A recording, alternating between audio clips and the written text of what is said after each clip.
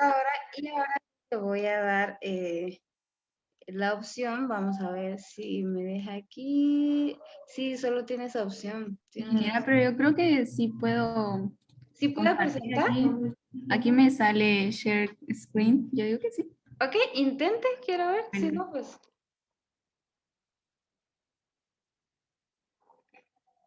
Ah, no, no puedo. Ok, no hay ningún problema. Entonces ahorita le doy la opción. Sí, eso yo recuerdo que hay una opción, pero vamos a buscarla después para no hacernos bolas ahorita. Ahí está, ya está como host, como anfitrión. Entonces puede presentar y decirnos cómo lo hizo. Si en algún momento, en algún paso usted se confunde, entonces lo vamos a arreglar acá. Aquí no hay problema. Tendría el problema para poder ver los datos. Ahorita. Ok.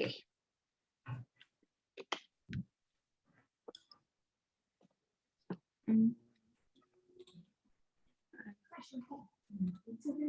Vamos a ver. Aquí la tecnología me está fallando un poco, No ingeniera. se preocupe, no tenga pena. Aquí estamos todos en confianza, así que ustedes sin pena y tómese su tiempo.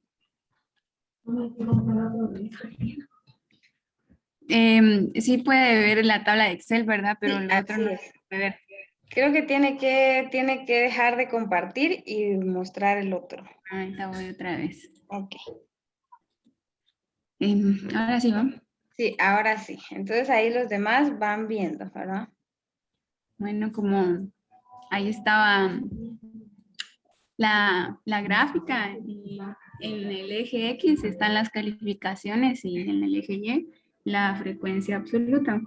Entonces, yo lo primero que hice fue investigar qué era lo que llevaba una tabla para los datos agrupados y vi que llevaba digamos que la cantidad de los intervalos y en qué estaban los intervalos, después la frecuencia absoluta, la acumulada, la relativa y la relativa acumulada. Entonces yo empecé viendo cuáles eran los intervalos de edades que habían. Y entonces empecé de 1 a 13, después me pasé de 14 a 25 y así sucesivamente hasta llegar a los 102. Entonces, para la frecuencia absoluta, pues fui viendo los datos que estaban en la gráfica y para el primer intervalo no había ninguno. Para el segundo habían 20, para el tercero estaba un poquito arriba del 12, entonces yo tomé como que fuera 13. La verdad, era cálculo que yo hice.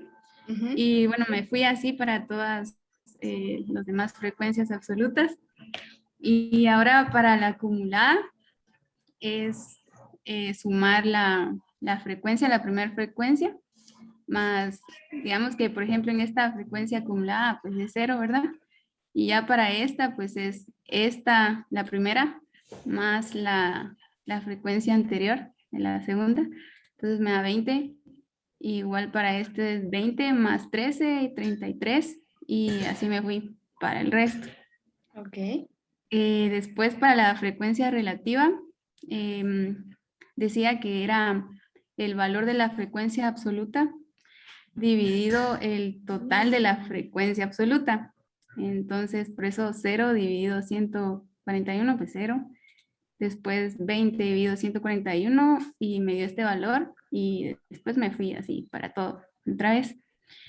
Y ya para la frecuencia relativa acumulada, lo mismo que para la frecuencia acumulada, es la sumatoria de esta más esta y me da esta. Y después esta más esta y me da esta y así me fui para las demás. Y eso en general. Ok, está bien. ¿Qué dicen los demás? Antes de corroborar. En términos generales está bien, ¿verdad? Solo hay una cuestión, pero sí suele pasar y es aceptable porque como tenemos una gráfica de frecuencias, lo que tiene la gráfica de frecuencias es que no siempre va a ser tan exacta, ¿verdad? Entonces, acá la cuestión es que aquí hay 140 estudiantes y a ustedes les salió 141. Esa sería la primera. Pero como le digo, Ah, sí, es cierto. en términos generales está bien, o sea, el procedimiento es correcto. Usted tiene el número de intervalos que tenemos acá, ¿verdad? 1, 2, 3, 4, 5, 6, 7. Hay 7 que tienen valores. Entonces, de hecho, si se da cuenta, en el primer intervalo que Y usted eso le iba a preguntar, esa era una duda que tenía para usted. por eso les digo que ahí está bastante bien, porque esa es la idea de que ustedes lo hayan hecho. A mí se me olvidó subirles esa presentación porque vimos ese tema el día de ayer, pero ya no les subí la presentación, pero y sí les subí los videos, ¿verdad? Entonces ahí está el formato que vamos a utilizar acá. Eso no significa que esté mal la gráfica, solo hay que cambiar algunas cosas, pero todo lo demás está bastante bien. Entonces, ¿qué es lo que pasa con la gráfica que usted, con la tabla que usted tiene acá? Podría eliminar la clase 1 y la clase La 9. 1 y la 9, Sí, porque es verdad. no tienen frecuencias, No ¿verdad? tiene datos.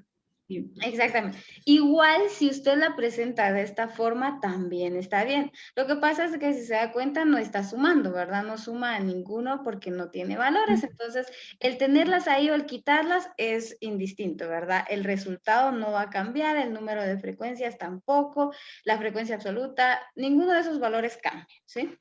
Ahora bien, acá usted tiene en donde dice edades, estos no son edades, son acá yo también me confundí, aquí no es calificación, Calificaciones. pero aquí es número de respuestas correctas, sería. Esa es la, Ah, ¿sí? Y aquí lo que usted tiene es un límite inferior, que es el más pequeño, ¿verdad? El valor más pequeño de cada clase y el límite superior. Entonces, la forma en la que usted lo tiene acá también habría que hacerle cierta modificación. Entonces, vamos a ir haciéndolo ahí, después vamos a hacerlo rápidamente en un Excel que yo tengo. O bueno, si quieren lo vamos a ir viendo, ¿verdad? Pero Cecia, está bastante bien lo que usted hizo, ¿sí? Tienes la información, como le digo, solo hay que cambiar unas cuestiones que son de conceptos nada más, pero lo vamos a ver ahorita, ¿verdad? Entonces, si quiere, me devuelve ahí el host, ya sí, la ahorita. puntos. Gracias por presentarnos, ¿verdad? Porque, como le digo, aquí no hay que tener miedo, ¿verdad? A confundirse o que tengamos algo mal, porque de eso se trata. Eso es lo que yo quiero que ustedes hagan. Aparte, no sé si Ya, hay... ingeniera, ya la hice. Ok, gracias. Entonces vamos a hacer la gráfica rápidamente, la que tenía Ceci ahí, la vamos a hacer, ¿verdad? De forma rápida. Y si los demás tienen dudas, obviamente, si les salió igual que a ella, si lo hicieron de otra manera, pues me van diciendo, ¿verdad? Y si siguen teniendo dudas. Entonces, de ahí, en el caso de Ceci, ahí va a ir viendo unas cosas que hay que cambiar, pero no es mucho, ¿sí? Entonces, solo permítanme, denme tiempo que abra mi Excel que no quiere abrir. Vamos a ver, aquí está. Entonces, la idea de haberles puesto ese histograma, que de hecho no lo hemos visto, entonces para ir poniéndonos en contexto, vamos a hacer dos cosas. Aunque en realidad, sí, vamos a ir paso a paso. Primero vamos a terminar de hacer el ejercicio tal y, pues obviamente con los datos que se nos da, ¿sí? Y después vamos a ver qué es un histograma, que lo que ustedes tienen ahí es un histograma. Es una gráfica de barras, pero es específicamente para datos agrupados, porque esa tiene límite inferior, límite superior, ¿sí? Entonces los agrupa por características que tienen en común, ¿verdad? En este caso, o las categoriza por grupos, por así decirlo. Entonces, permítame que tenga un poquito lento no sé si es el internet o mi computadora, pero permítame un momento. Aquí está. Ingeniera, disculpe, entonces la gráfica lo que nos estaba dando donde dice calificaciones era el límite superior, ¿verdad? Sí, límite inferior y superior de cada clase. ¿Sí? Entonces, ahorita lo vamos a ver. Si gustan, vamos a hacer esto primero entonces, porque como les digo, obviamente ahí podían haber investigado, como lo hizo Cecia, pudieron haber leído la presentación, bueno, no estaba ahí, de hecho, entonces no, eso sí, ahí sí, perdón, ¿verdad? Pero haber investigado estaba bien, y ya acá vamos a ver, ¿sí? Entonces, primero, para que sepamos identificar qué es lo que no hicimos el día de ayer y qué es lo que faltaría, ¿verdad? Para poder entender un poquito mejor, veamos ¿qué datos nos da un histograma? Este es un histograma, ¿verdad? Entonces es una herramienta de descripción gráfica. Pero como les decía, esta sí es únicamente para datos agrupados. Esa es la única diferencia entre la de barras y el histograma, ¿sí? Entonces, lo primero que debe llevar es el título. En la parte vertical, en el eje Y, tenemos la frecuencia absoluta. Puede ser la frecuencia absoluta o la frecuencia relativa, ¿verdad? Cualquiera de las dos les pueden dar, pero no importa cuál de esas les den, ustedes siempre van a poder construir a partir de una o la otra su tabla de frecuencias, ¿verdad? Entonces, en el eje X está, en este caso, ¿verdad? O van en sí identificados el límite inferior que va a estar al inicio de cada barra y el límite superior que va a estar al final de cada barra. Entonces, cada barra corresponde a una clase, ¿sí? Y le da el límite inferior y límite superior. Ahora bien, para la siguiente clase, el límite superior de la clase anterior pasa a ser el límite inferior de la clase posterior. ¿Ok? Entonces, para recapitular, vean, en la clase 1, que es la primera barra, tenemos como límite inferior el 0 y como límite superior el 10. Para la clase 2, tengo como límite inferior el 10 y como límite superior el 20, ¿sí? Entonces, y así van construyendo ustedes su gráfico, ¿verdad? O sus barras de acuerdo al número de veces que ocurre ese valor o que encontramos esos valores dentro de ese rango. Ahora lo que me preguntaba acá, ¿verdad? A ustedes tienen calificación ahí, pero en realidad no lo estamos tomando como calificación, ¿verdad? Sino como número de respuestas correctas. Entonces lo que hay que, digamos, en este caso, hay que cambiar ahí es que el título del eje X es, para que sea correcto, número de respuestas correctas, ¿sí? Ese sería el nombre de la variable, ¿ok? Ahora bien, la gráfica que ustedes tienen ahí va de esta forma, pero en algunos casos, en lugar de poner el límite inferior y el límite superior, utilizan la marca de clase. Entonces, utilizar la marca de clase también, ahí está, también es permitido, ¿verdad? Entonces, ya sea que utilicen los límites inferior y superior o la marca de clase, es igual de aceptable, ¿ok? Entonces, esto es un histograma, que es justamente lo que ustedes tenían en en el problema, que ahora les voy a presentar el problema, ¿sí? Entonces, aquí tenemos, ¿verdad? Obviamente, como decía Cecia, hay un problema cuando no están bien identificados, ¿verdad? Los valores acá de cada una de las barras, ¿verdad? Porque lo que tenemos que hacer es suponer en algunos casos. Cuando la barra está exactamente en una de las líneas, entonces es bastante fácil saber cuál es la frecuencia de esa clase. Por ejemplo, este sería para mí la clase 1, ¿verdad? Como les digo, si tomamos solo aquellas barras o aquellos intervalos en donde hay valores, tenemos 1, 2, 3, 4, 5, 6, 7 clases.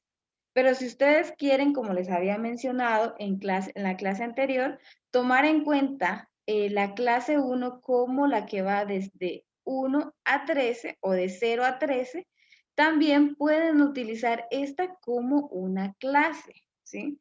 No hay ningún problema. La cuestión es que ahí no les va a sumar ni restar. Por eso yo lo voy a hacer en base a aquellas clases o a qué sí tienen frecuencia, ¿verdad?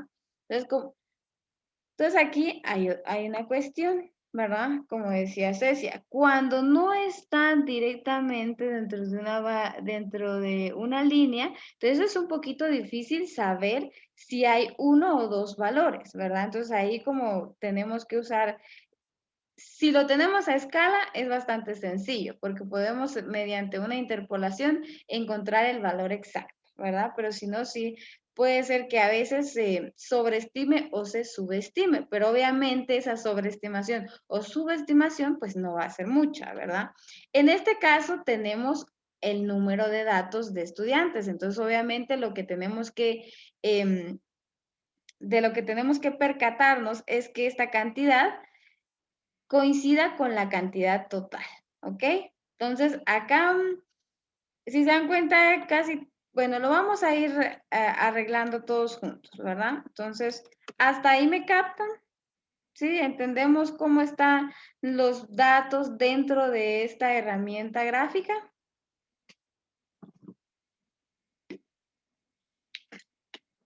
¿Hay alguien en sí que no haya podido hacer nada de la hojita de trabajo? Yo lo empecé a hacer, ingeniera, pero cuando, digamos, tomaba los valores aproximadamente que yo creía que eran, pero cuando sumaba me daba 120 datos, entonces ya no continué porque creía que lo estaba haciendo, o sea, sí lo estaba haciendo mal, entonces ya no Ya. continué. Está bien, no se preocupe. Pero sí, vean, en realidad, vean, van a ver que, pues yo digo que es cuestión de, tal vez estaba muy pequeña o agrandarla un poquito más, depende de dónde estén. Pero, por ejemplo, vean, aquí tiene 20, aquí tiene 20, aquí tiene 13, de hecho, aquí tiene 17, aquí tiene 16, aquí tiene 10 aquí tiene 35, si no estoy mal, 35, 34, sí, por ahí les puede variar un poco. Aquí tiene 30, aquí tiene 26 y aquí tiene 13 nuevamente, ¿verdad? Entonces, más o menos Ingeniera, así. corrigiendo ya eso, son 35 datos los que tiene. En esa cabal donde está Acá posicionada. son 35 datos, ¿verdad? Ok, gracias. Sí. Ok, entonces, pero ahorita la vamos a trabajar. Como les digo, les puede variar por 1 o por 2, pero no puede ser tanto, ¿ok? Entonces, pero ahorita vamos a corroborar todos. Entonces me voy a pasar al Excel, voy a copiar esto para referencia y así rápidamente vamos a trabajar este ejercicio, ¿verdad? Entonces vamos a ver dónde está mi Excel. Aquí está. Yo sí tengo la base de datos en bruto, ¿verdad? Pero vamos a trabajar con la tabla de frecuencia, perdón, con el histograma. Entonces yo tengo el histograma acá y tablas de frecuencia, la forma de hacerlas también hay varias, ¿verdad? Según el criterio que ustedes quieran utilizar o que conozcan. Yo voy a utilizar la que tengo, la tablita que tengo o que sí, la que tenemos aquí en la presentación, que me recuerdan por favor para poder subírselas. Después vamos a ver si me lo copia, solo para tener el formato, si no, aquí está. ¿Sí? Entonces, esta es la tabla que yo uso. Voy a cerrar acá, le vamos a bajar un poquito al zoom para que sea más sencillo. Y obviamente como estos no son los datos que necesito, los voy a borrar. Y voy a borrar esto todavía. Bueno, lo voy a poner en blanco porque eso todavía no lo vamos a necesitar. Lo vamos a necesitar después. Pero los componentes básicos de una tabla de frecuencia para datos agrupados son estos. Límite inferior, límite superior, que lo tenía Cecia, pero lo tenía en un mismo, lo tenía en una misma columna, ¿verdad? Entonces, lo único que tiene que hacer en este caso, Cecia, es separarlos, ¿sí? Esa es una de las primeras cosas que tiene que hacer. Y aquí me hace falta uno. Ah, aquí está. No, este no. La voy a borrar otra vez.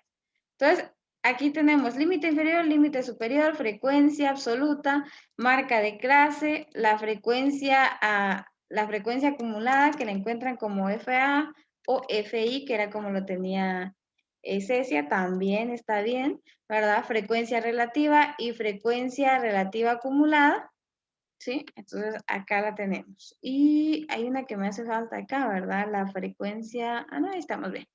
Sí, ahí estamos bien. ¿Ok? Entonces, esa es la simbología. Muy bien. Hagamos entonces nuestra tablita. Yo, como les dije, voy a tomar como la clase 1 iniciando desde 13, ¿verdad? Porque no hay ningún alumno que contestó preguntas en el rango de 1 a 12, de hecho, porque 13 sí ya entra. Entonces, ¿qué decíamos el día de ayer? Que el límite inferior sí incluye al valor, ¿se acuerdan, verdad? Entonces, acá no vamos a empezar desde 14, sino vamos a empezar desde 13. Entonces, ahí vamos a ir arreglando algunas cositas. Solo vamos a bajarle aquí el...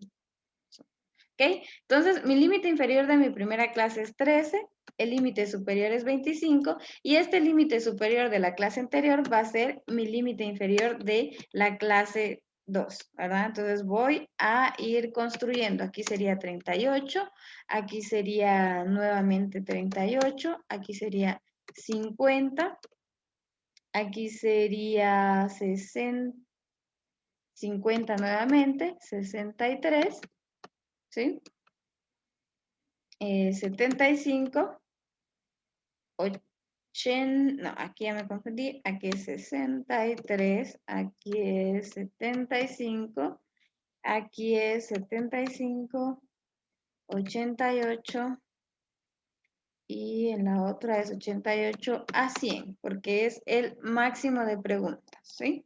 Entonces ya tengo mi límite inferior y mi límite superior, que es uno de los componentes que necesito obtener de mi histograma, ¿sí? Ahora vamos a obtener la frecuencia.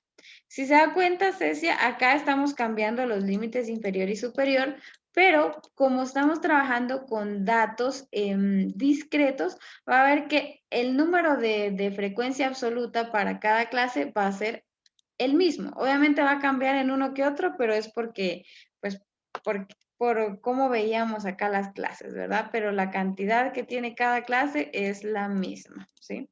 Solo es de cambiar esto y es por cuestión de conceptos, ¿verdad? Entonces veamos la primera clase cuánto tiene.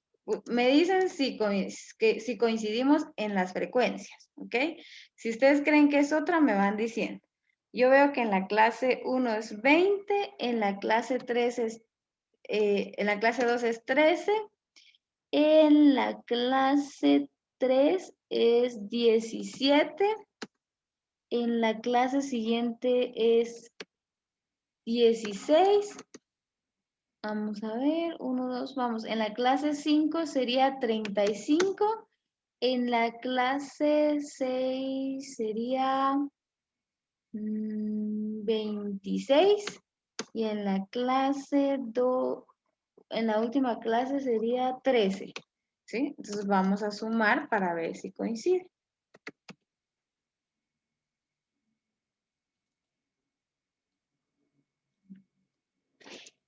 Ahí está. Entonces tenemos 140. ¿Tenemos estos datos? ¿Ya corroboramos o cambiamos? Pues, ingeniera, solo que tal vez lo diferente sería que usted no tomó en cuenta los datos que no tenían, usted no tomó los datos que no tenían ningún solo dato, valga la redundancia. Ah, así es, no los tomé en cuenta. Ustedes también. O sea, límite. Ujú. ¿Sí, dígame? Entonces, ¿no es necesario tomarlos en cuenta, ingeniera?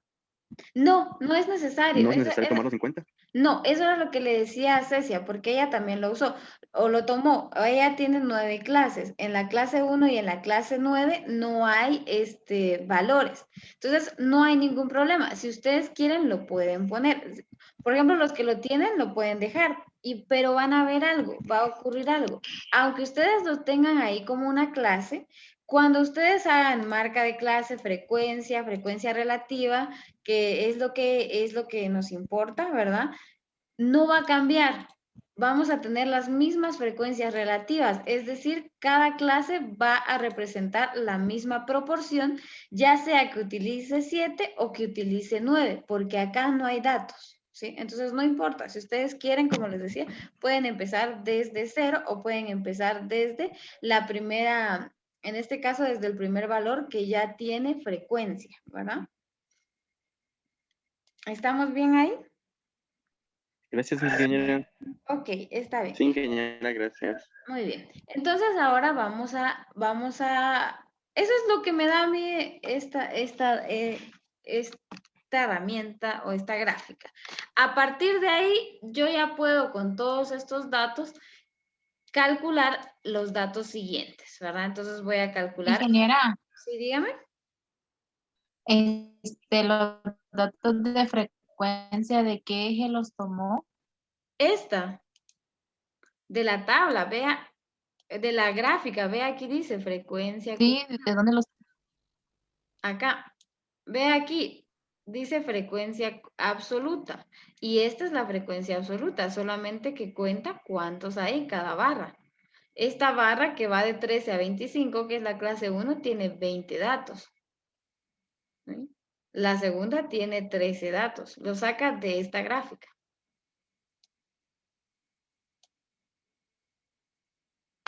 ¿Estamos ahí? Muy bien.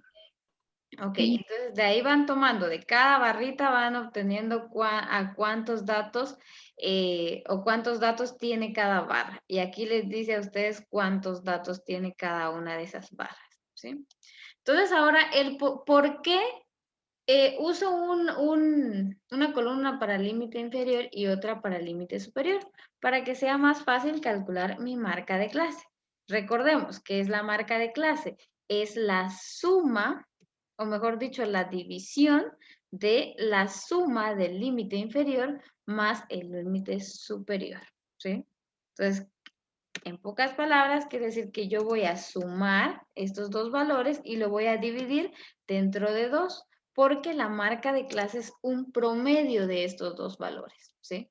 Entonces, si se dan cuenta, con datos agrupados vamos a utilizar promedios, ¿sí?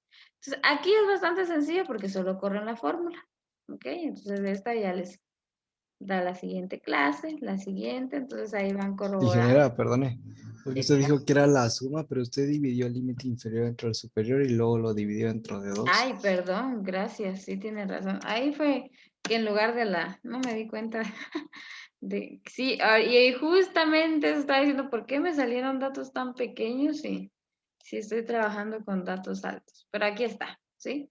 Entonces, esta es mi marca de clase, es una suma, ¿sí? Suma el límite inferior más límite superior dividido 2. Básicamente esto es un promedio. A mí me gusta trabajar así, no me gusta ver números todos. Ahí está. Ok, voy a trabajar con un decimal para la marca de clase. Y mi frecuencia acumulada, pues es básicamente, ¿verdad? Sumar las frecuencias absolutas, ir acumulándolas como bien dice su nombre, ¿verdad? Entonces, es una suma de la frecuencia que llevo en la clase anterior más la clase en la que me encuentro, ¿sí? Esa es una forma de hacerlo. Si ustedes quieren, pueden ir sumando únicamente. Vean, aquí hay 33, ponen el número. Suman estas tres y hay 50, ponen el número. Y si utilizan la fórmula que yo estoy usando, les da lo mismo, ¿verdad? Entonces, la idea es, ¿cómo saben si están haciendo bien la frecuencia acumulada? Es que en la última clase, la frecuencia acumulada debe ser igual al total de los valores con los que estamos trabajando, que acá coincide, ¿verdad? Ahora mi frecuencia relativa. La frecuencia relativa es únicamente una división entre la frecuencia absoluta dentro de la clase dividido el total de elementos, ¿verdad?, de mi base de datos. Y acá, para poder correr la fórmula, lo voy a anclar, ¿sí? En este caso, como estamos trabajando con valores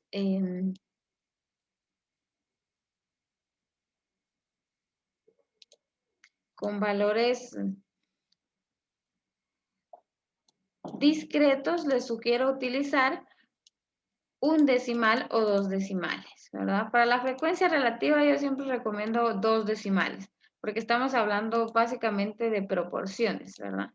Entonces, ahora la frecuencia acumulada relativa es únicamente sumar las frecuencias relativas, ¿sí? Al igual que lo hicimos con la frecuencia acumulada.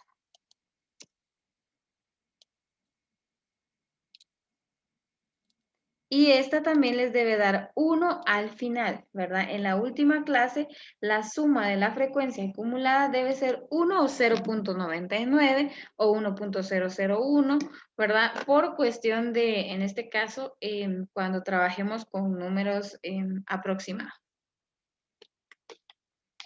Y ya tenemos nuestra tabla, ¿verdad? De frecuencias. Esto era lo que tenían que hacer. Esto es lo que les tenía que salir. Entonces les doy tiempo, unos 5 minutos para que corroboren, ¿verdad? Para que terminen la tabla de frecuencia porque la vamos a seguir utilizando para poder trabajar con la descripción numérica, ¿sí?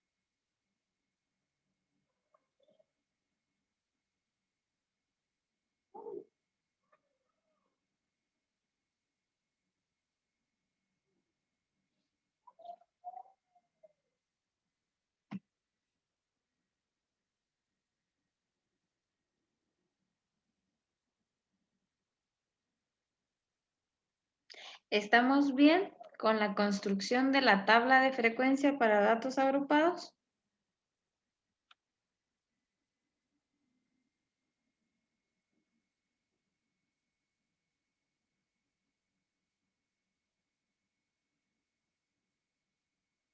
Ok, yo supongo que sí. Mi lema es el que calla otorga. Entonces, si nadie...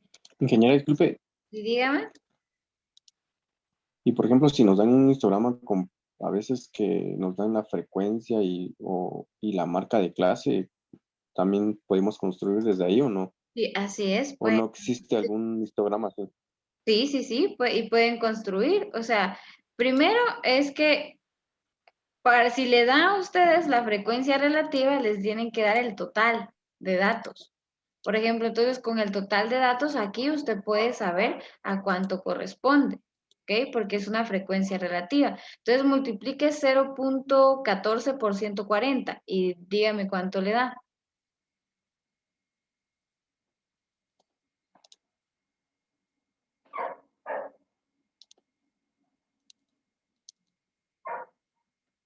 19.6. 19.6. Ok, entonces eso aproxima a 20, ¿sí? Ujú.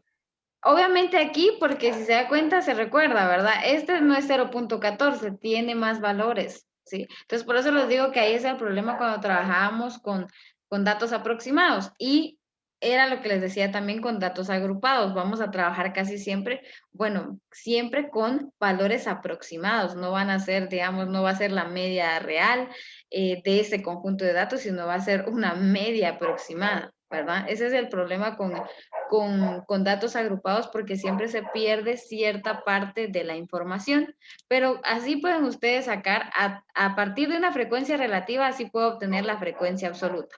Multiplico la frecuencia relativa por el total de datos y me va a dar a mí la frecuencia absoluta para cada clase, ¿sí?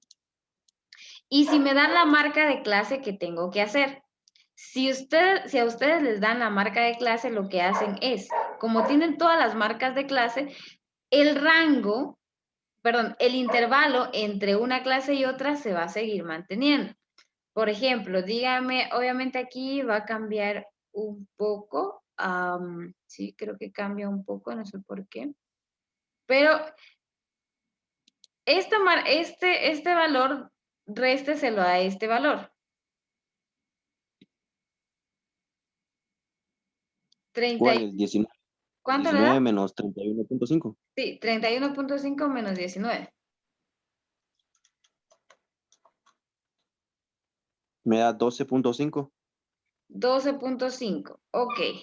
Entonces, ese 12.5, divídalo dentro de 2. 6.25. Ok, entonces ahora a 19 réstele esos 6.5.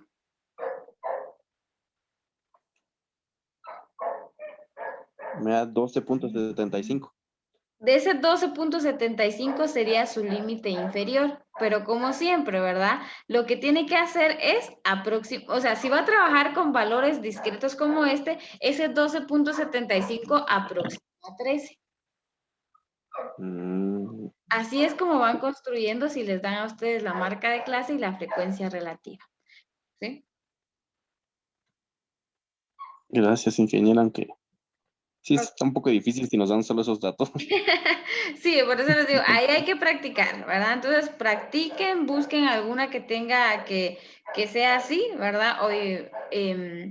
Y si tienen dudas, en internet hay muchas. Ustedes solo pongan ahí histograma, de frecuencias relativas y ahí les va a salir. Y si tienen dudas, ya saben, siempre me pueden escribir a mí, porque recuerden que esas son cuestiones que obviamente uno quisiera darlas aquí, pero no puede por el tiempo. Entonces, solamente les doy la base para que ustedes vayan a buscar, busquen ejemplos, intenten hacerlos y obviamente es mucho más sencillo resolver dudas que resolver todo un ejercicio. ¿Okay? Entonces, esa es mi propuesta, ¿verdad? Que busquen uno, intenten hacerlo y si les van surgiendo dudas, pues ya lo van haciendo. Acá lo que pasa es que lo mejor acá hubiera sido que como estoy trabajando con límites, perdón, con valores discretos, mi límite, mi marca de clase también sería bueno que yo la trabajara con límites discretos. Entonces aquí si usted hace lo que yo le digo, 12 menos, le va a salir un valor, en este caso, ¿verdad? Ya más parecido a este, ¿sí? Si lo trabajo de esta forma. Entonces, como les digo, ustedes tomen en cuenta eso siempre. La tabla de frecuencias hasta, yo digo, realmente esta no es la misma para todos, ¿verdad? Según el criterio que utilicen les puede cambiar un poco, pero ya en un contexto generalizado para los datos, el comportamiento va a ser muy similar y para un conjunto de datos a mí no me interesa el valor individual, me interesa el comportamiento general, ¿ya? Entonces por eso esta tableta de frecuencias sí es como muy, un poquito ambigua, diría yo. No ambigua, no encuentro el nombre adecuado, ¿verdad? Pero sí cambia mucho, es muy variable según el criterio que usted utilice, porque como le digo, alguien puede decir, yo voy a utilizar 7 clases porque me dio 6.5, pero otra persona puede decir, yo voy a usar 6 clases porque le dio 6.5, o sea, puede aproximar al inferior o al superior. Y eso no quiere decir que una de las dos esté mal. En realidad, las dos tablas están bien. Eso sí, como usted cambia el tamaño de la clase, también van a cambiar sus límites, seguramente van a cambiar sus frecuencias, ¿ya? Entonces sus frecuencias no van a ser exactamente iguales, pero el comportamiento de los datos en general sí se va a mantener, ¿ok? Esas son las cuestiones.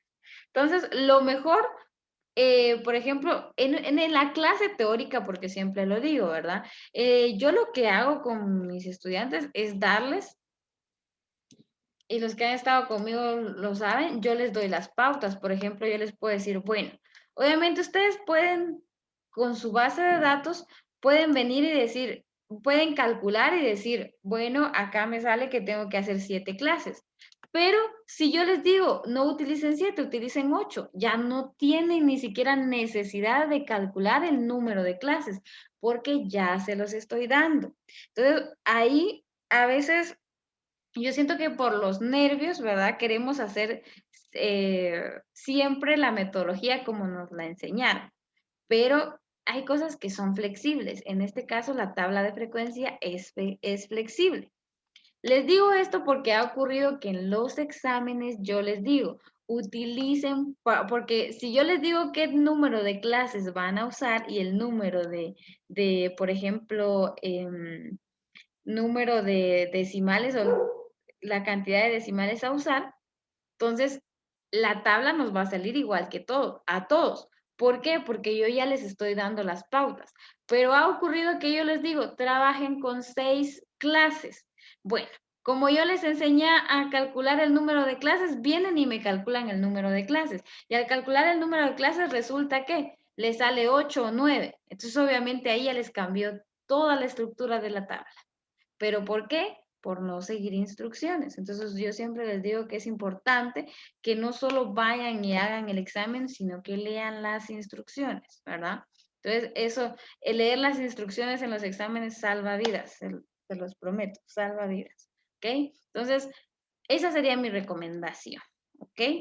Porque, como les digo, el número de clases no es estricto tampoco. A mí me puede salir 10 clases, pero si yo quiero solo 8, trabajo solo con 8. Entonces ahí es criterio siempre del investigador. Si quiere hacerlo de la forma cuantitativa, que sería cuantificarla, o si quiere él mismo, bajo su criterio, bajo la experiencia que ya tiene, bajo los objetivos que persigue, construir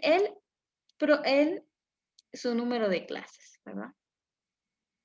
Eso es lo que les podría decir acerca de este tema, ¿sí?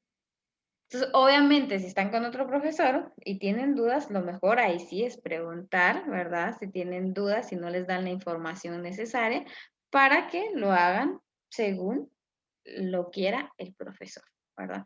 O la persona con la que estén. Pero en la vida cotidiana, cuando ustedes tengan que utilizarlo, ahí a nadie les va a decir, o bueno, esperaría yo, ¿verdad? Que nadie les diga cómo hacerlo y nadie les va a decir, uff, acá se equivocaron por un decimal, entonces la tienen mal. No, ¿verdad? Eso no. En estadística eso no es como muy, como les digo, ya en la parte práctica eso no se toma muy en cuenta, un decimal menos, un decimal más. En algunos, en algunas en algunos métodos, ¿verdad? En estadística descriptiva pasa esto, ¿sí? La información es muy flexible, ¿ok?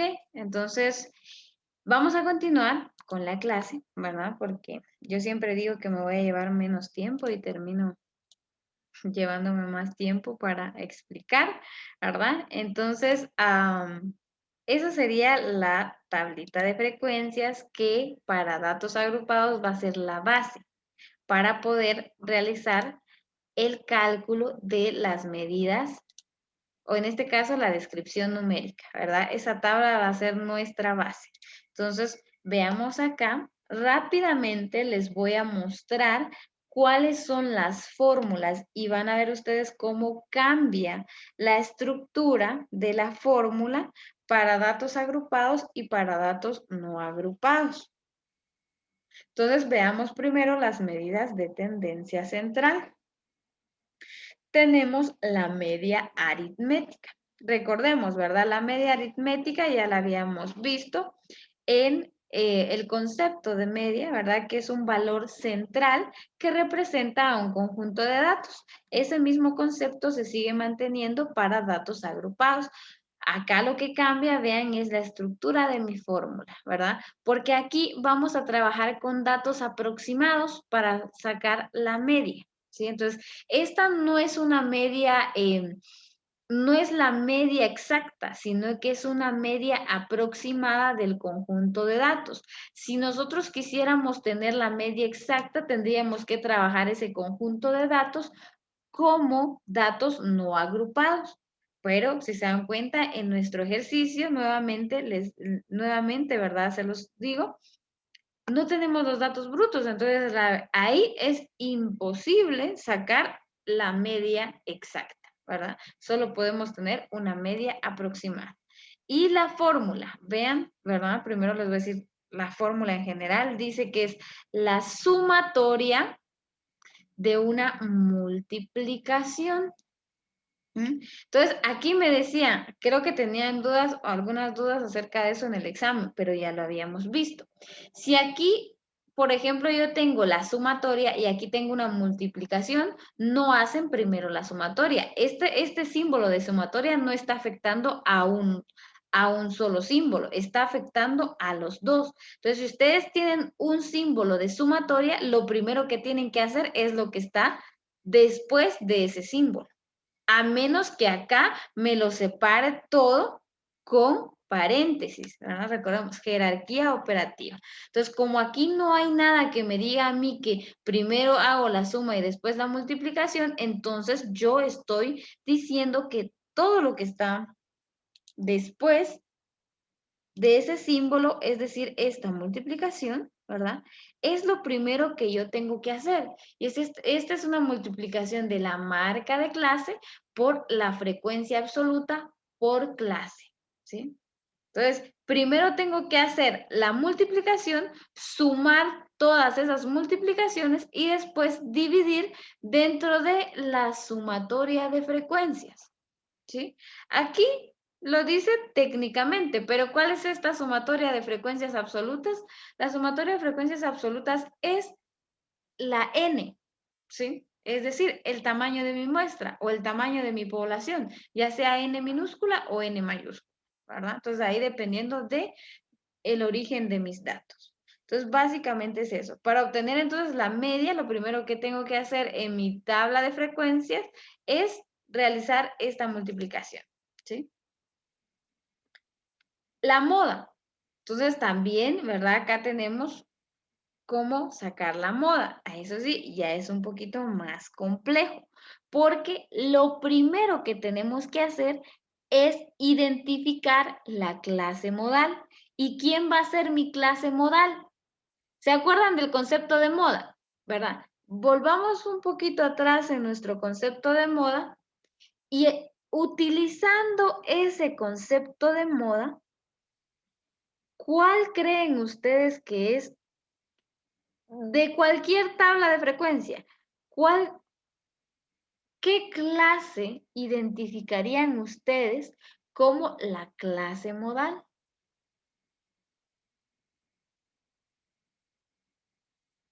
Para ayudarles a responder la pregunta. Ok, con esta tabla de frecuencia, tengo 7 clases. ¿Cuál de estas clases elegirían ustedes como la clase modal? Utilizando el concepto de moda. La número 3, La número 3. ¿Por qué? porque se repite más. Porque en esta clase modal es en donde tenemos la mayor cantidad de valores, ¿verdad? Es la que tiene más grande. ¿Y qué es moda? Decíamos que moda era el valor que más se repite. Ok, entonces en este rango están los valores que más se repiten. Entonces, obviamente, mi clase modal va a ser la clase 3, pero escuchemos bien, la clase modal, ¿qué es? Es aquella clase que contiene a la moda. Sin embargo, aún no sabemos cuál es el valor de esa moda. Y ese valor modal también es un aproximado, es un valor aproximado, ¿verdad? Entonces, ¿cómo obtengo mi moda para una base de datos o en este caso, ¿verdad? Para una base de datos agrupadas. Bueno, utilizo esta fórmula y esta fórmula tiene cuáles son cada uno de los componentes. Veámoslo así rápidamente. Tenemos esta L mayúscula sub I. Esto hace referencia a el límite inferior de la clase modal. ¿Sí? Entonces, ¿cuál es el límite inferior de mi clase modal? Ya dije que mi clase modal es la clase 3. Entonces, vengo y veo cuál es el valor del límite inferior, que es 2.11. Entonces, esa es la que yo ingreso a esta fórmula, que de hecho acá la tengo, ¿ven? ¿Sí? Más, dice, estos deltas hacen referencia a un cambio, es decir, a una diferencia. Entonces, ¿qué me está diciendo esto? Dice que es la diferencia entre la frecuencia absoluta de la clase modal y la frecuencia absoluta de la clase inmediata anterior. Y este delta 2 es nuevamente una diferencia o una resta, pero ahora en lugar de restarle a la frecuencia absoluta de la clase modal, la clase anterior, ahora le voy a restar la clase posterior. Vean, ¿sí? Entonces, básicamente, ¿qué es? Me ubico en mi clase modal, si ustedes lo quieren ver de esta forma. Esta es mi clase modal. O sea, si es el valor que más se repite, no va a haber ningún otro que tenga un número de valores mayor a ese, ¿verdad? Entonces, esa es la razón. Entonces, la resta tanto de la clase modal versus la anterior va a ser positiva. Y la resta entre la clase modal versus la posterior va a ser positiva, porque este es el valor más grande que yo tengo. Entonces, vean, 12 menos 9 es 3 y 12 menos 6 es 6. Entonces, esos son los valores que yo tengo en esta delta y que de hecho están acá. Y esos valores son los que yo voy a utilizar. Y entonces dice aquí multiplicado por esta C. Lo van a encontrar a veces como C o como IC. Y esto hace referencia al intervalo de clase, ¿sí? Y el intervalo de clase, ¿se acuerdan ustedes cómo se obtiene? Es únicamente límite inferior, perdón, límite superior menos límite inferior, ¿sí? Pues obviamente si tienen dudas de eso, tienen que ir nuevamente al libro, ahí tienen el libro de texto. Obviamente recuerden, lo que yo les doy aquí es un resumen. Si quieren información más detallada, pueden ir y revisar el libro de texto, ¿verdad? Para poder seguir, en este caso, ¿verdad? Investigando acerca de los temas que estamos viendo. Recomendación, no se queden solo con lo que les digo acá, a menos que ya manejen los términos, ¿verdad? Si ya manejan los términos, está bien. Si no, mejor váyanse a leer un poquito, ¿verdad? En la parte teórica para entender lo que estamos haciendo, ¿ok? Entonces, aquí la clave es saber identificar cada término de la fórmula, porque lo único que tenemos que hacer es ingresar los valores a la fórmula, ¿verdad? Y, obviamente, utilizar adecuadamente la jerarquía operativa, ¿sí? La mediana se calcula muy similar, ¿verdad? A la moda, ¿verdad? Al valor de la moda. Tenemos nuevamente una fórmula y lo primero que tenemos que hacer es encontrar la clase modal. Entonces, estas son las cosas en las que ustedes tienen que ponerme un poquito de atención. Bueno, en casi todo, pero más en estas, porque si no, ahí es en donde después tienen dudas, ¿sí? Ok, ¿cómo encuentro la clase medianal? Recordemos que la mediana es aquel valor que divide al 50% de los valores más grandes del 50% de los valores más pequeños. Entonces, es la mitad. Entonces, como nosotros tenemos el tamaño de nuestra muestra o de nuestra población, la clase medianal la vamos a encontrar siguiendo este criterio. Primero, entonces, divido n dividido 2 para encontrar cuál es el valor de en medio. Entonces, el valor de en medio me dice, para este ejemplo que está aquí en la presentación, me dice que es 20. Ok, entonces, ¿qué es lo que tengo que hacer? Nuevamente, me voy a mi tabla de frecuencias. Por eso les decía que la tabla de frecuencias es la clave para poder obtener estos datos.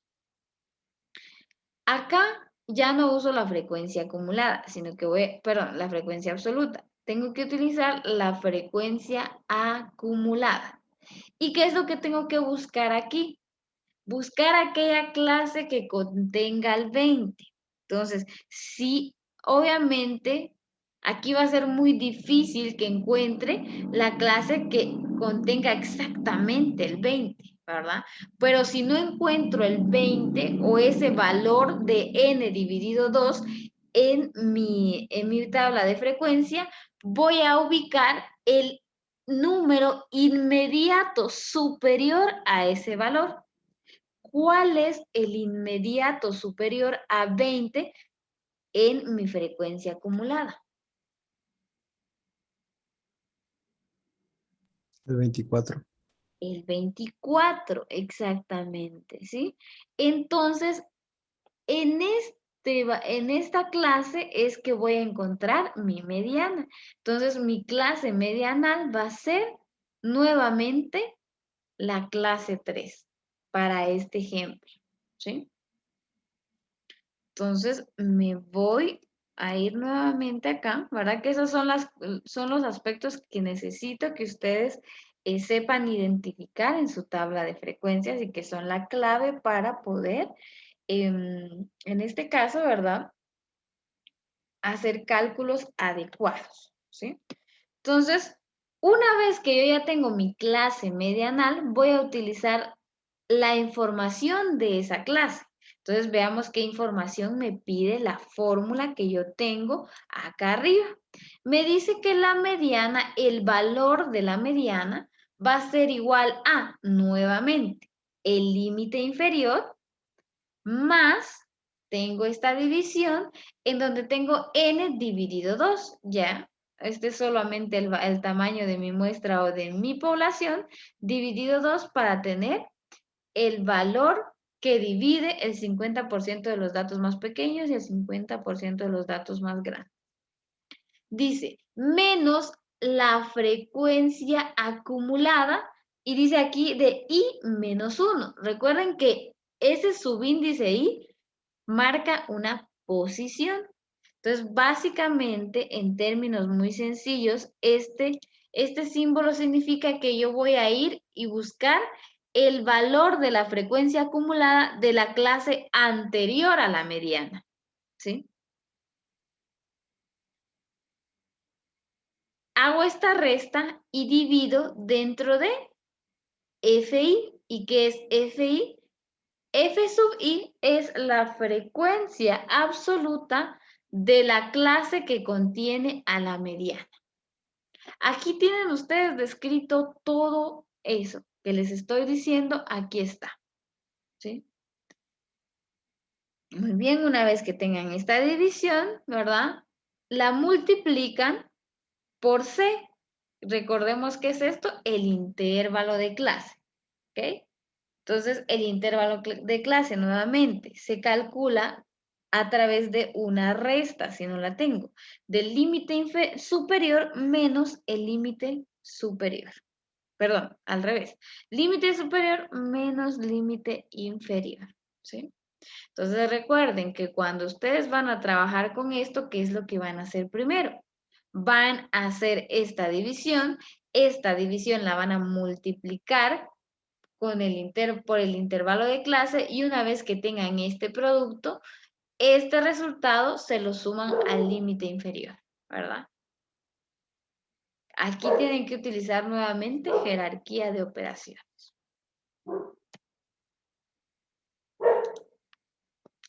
Y las medidas de dispersión. Tenemos la varianza, la desviación estándar y el coeficiente de variación. Entonces, solo vean algo acá. ¿Por qué les enseñamos nuevamente? ¿Por qué les enseñé notación sumatoria? ¿Por qué se enseña notación sumatoria? Porque todas las fórmulas trabajan con notación sumatoria, ¿sí?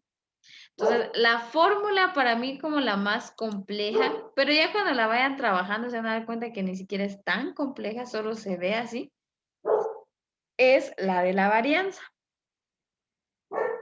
Entonces, esta que tengo acá es la fórmula de la varianza para datos provenientes de una muestra.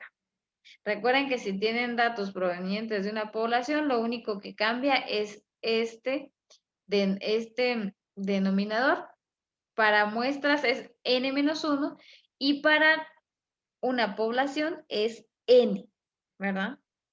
El valor completo de n. Entonces ven acá la varianza, ¿sí? Tienen la división de 1 dividido los grados de libertad y vean cómo se para aquí. Toda esta operación está dentro de un paréntesis, entonces les está diciendo que antes de realizar esa división tienen que realizar esta resta que está indicada dentro de el paréntesis. Entonces, obviamente aquí veamos. Vean aquí también hay otra cuestión. Aquí me dice que es la suma de este producto. ¿Y cuál es el producto? Es marca de clase elevada al cuadrado por frecuencia absoluta. Entonces, acá lo primero que tengo que hacer es realizar esta operación y luego cada una de esas operaciones sumarlas. Y vean qué está ocurriendo acá. Entonces hay que ver siempre, ¿verdad?, en dónde está ubicado el exponente. Entonces, este exponente está fuera de un paréntesis. ¿Qué quiere decir eso? Que primero tengo que realizar la multiplicación entre marca de clase por frecuencia absoluta, sumar todos esos productos desde i igual a 1 hasta k o hasta n, recuerden, ¿verdad? Hasta el último valor, porque no me indica cuál es el final. Y una vez que tengo esa suma la voy a elevar al cuadrado. ¿Sí? Dividido la sumatoria de la frecuencia absoluta. Aquí lo pueden encontrar de esta forma o también podría estar solo como n, que también es válido. La frecuencia absoluta o la sumatoria de todas las frecuencias absolutas de las clases debe ser igual a n. Y la desviación estándar, sencilla, porque como ya sacamos nuestra varianza, la desviación estándar, recuerden que es solo la raíz cuadrada de la varianza. Y mi coeficiente de variación, recordemos, coeficiente de variación es igual a la desviación estándar dividida la media por 100. ¿Okay? Entonces, mi consejo, para que a ustedes se les queden estas operaciones, ya las tienen aquí, tienen los resultados. Solo es que ustedes lo repliquen, ¿ya? Para estudiar es que ustedes lo repliquen. Es decir, tienen toda la información, tienen la tabla de frecuencia, tienen hasta MI por FI, la pueden transcribir a un Excel y desde ahí empezar a hacer esto. Solo vean las fórmulas, háganlas y después corroboren si los resultados son los mismos. Esa es la forma de estudiar. Empezamos por eso, por entender lo que ya está hecho y cuando ya entendimos lo que está hecho, podemos podemos resolver ejercicios que no están resueltos. Solo es un consejo como siempre, ¿verdad? Que recuerden que en cuestiones numéricas, la práctica hace al maestro. Entonces, hasta aquí vamos a quedarnos. No, les voy a decir primero lo de las posiciones relativas para que veamos, que es la de los cuartiles y percentiles, ¿verdad? Entonces, nuevamente, acá, ¿verdad? Se tiene que hacer en base a las clases con las que hemos estado trabajando. Entonces, ¿cómo calculo el cuartil 1? Pues vean acá, me dice que es límite inferior del cuartil 1. Entonces, ¿cómo encuentro el cuartil 1? Bueno, pues se acuerdan ustedes, ¿verdad? Que ya vimos cómo poder obtener la posición. Lo primero que hay que encontrar es la posición en la que se encuentra ese valor. Entonces, ¿cómo lo encuentro? N dividido 4, ¿sí? Para poder encontrar esa posición. Entonces, con n dividido 4 me va a salir a mí nuevamente ese valor. Si me sale un número decimal, aproximo al límite inferior y busco qué clase contiene ese valor. Y ahí tiene que ser, o me tengo que guiar siempre de la frecuencia acumulada. ¿Ok? Porque recuerden que los cuantiles son frecuencias acumuladas. Y una vez que ubico entonces ese valor, entonces ya me ubico en el límite inferior, ¿verdad? Más n dividido 4 menos frecuencia acumulada anterior. Nuevamente aquí está para qué significa cada una de ellas, ¿sí? Dividido, toda esta suma dividido la frecuencia absoluta de la clase en donde se encuentra el cuartil 1 por el intervalo de confianza. Y lo mismo es para el cuartil 3, ¿verdad? Solo que para encontrar la posición la encuentran con base a este valor. Permítame. Con este. Ahora ya no va a ser n dividido 4, sino va a ser 3n dividido 4. Y ahí encuentran la posición. Y ahí utilizan entonces los valores correspondientes a esa clase. Y el cálculo de percentiles es exactamente igual, ¿sí? Ubicar en qué posición está el percentil con el que quiero calcular y utilizar la información de esa clase. ¿Ok? Entonces, como les digo acá, todos los valores que vamos a obtener son valores aproximados.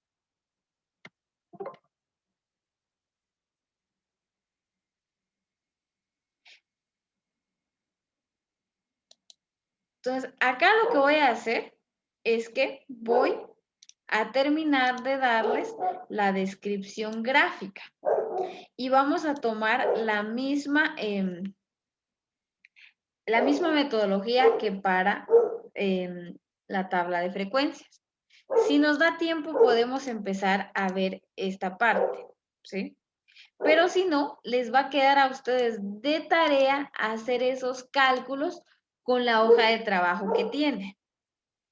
Y al día de mañana resolvemos dudas, porque yo sé que las dudas siempre ocurren cuando uno empieza a hacer el trabajo, pero si no lo empieza a hacer, entonces todo está bien, ¿sí? Porque uno cuando le dicen las cosas aquí lo entiende bastante bien, pero ya cuando está haciendo la parte numérica y con datos ya específicos, siempre resultan dudas, ¿ok?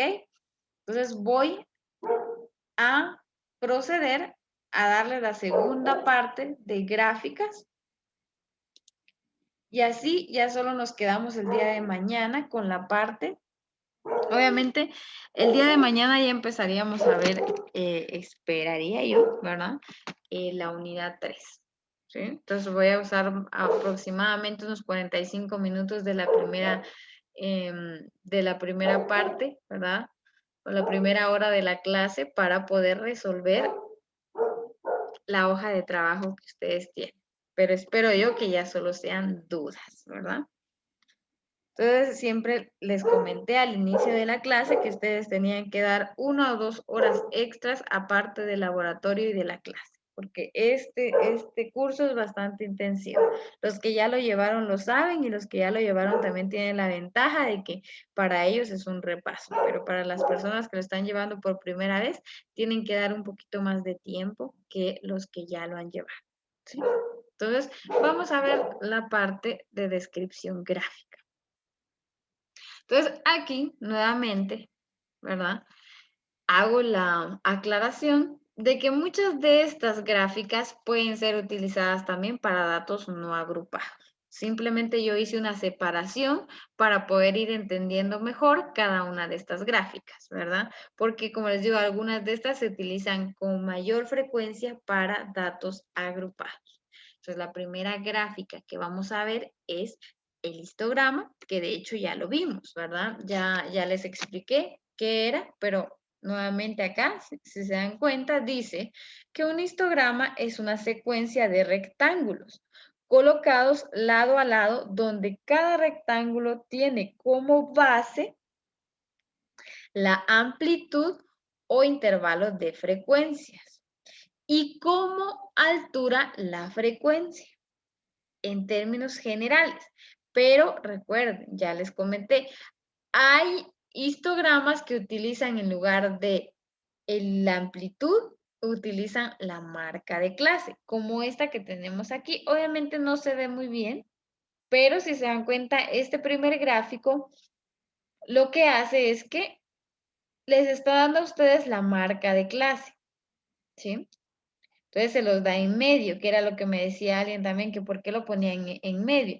Cuando lo ponen en medio, hacen referencia a un punto medio de cada una de las clases. Obviamente esto se da más cuando trabajamos con datos agrupados, ¿sí?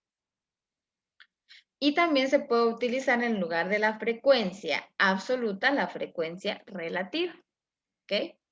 Entonces lo que se obtiene a través de un histograma son datos aproximados. Y ya veíamos las partes, ¿verdad? Las partes básicas tienen que tener el título del gráfico, la leyenda en el eje Y, que son las frecuencias absolutas o frecuencias relativas, la leyenda en el eje X, que en este caso hacia la se debe indicar cuál es la variable de respuesta con la que se está trabajando, y límite inferior y límite superior. Ahora, si se dan cuenta, vean otra de las características y qué diferencia a este tipo de gráficos de una barra, de una gráfica de barras. Es que las gráficas de barras están separadas, pueden estar juntas o separadas cada una de las barras, pero en el histograma siempre van a ir juntas, ¿sí? Era lo que les decía, el límite superior de una clase anterior es el límite inferior de la clase en la que se encuentra. ¿Ok? Entonces siempre van a ir separadas. Estas sí no las pueden manejar de forma separada. ¿Ok? Son continuas. Tenemos entonces un gráfico de líneas. Técnicamente, ¿cómo se llama un gráfico de líneas utilizado para datos agrupados? Es un polígono de frecuencias. ¿Sí? Y el polígono de frecuencias es el nombre que se le da a este tipo de gráficos.